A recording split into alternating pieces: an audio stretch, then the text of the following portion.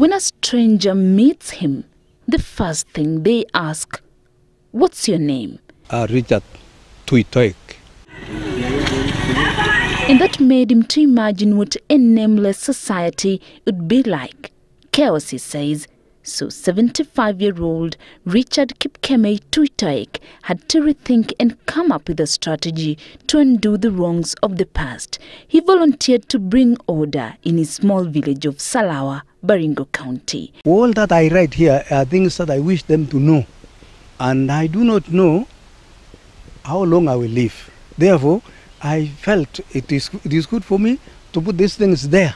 From the dusty village streets to schools, worship places, and even such, he puts up signages.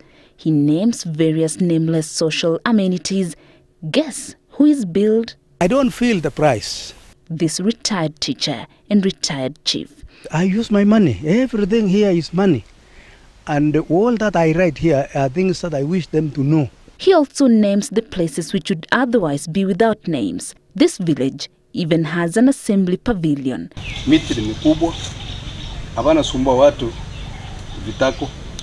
A village parliament of sorts. Then the baraza. A decent spot where the chief can address the people of Salawa. But the most interesting spot yet, when in the local language, is a seclusion for a few elected elders to come and sit and listen to a case and give its verdict. It is not visited by young people. It is only for aged who really know what life is. Tuitoik, like most old men here, has a story to tell about a village he grew up in, a village expanding.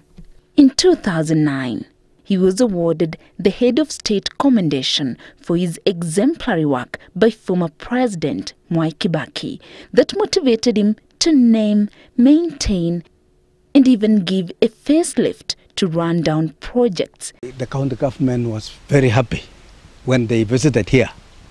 They were very thankful to me, and His Excellency, the governor, picked me up and made me to stand for four minutes when he was telling the people about me. He told them that you must be very lucky to have this museum here. His dream is having an orderly city in future. Yes, a city. This, he says, are the baby steps to such a big dream. Every town, every big city starts as a small town, as a small center. And the developers must be aware about the future of the coming generations.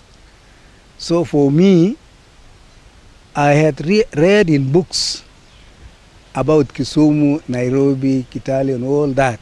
They were camps, railway camps, and they are now cities.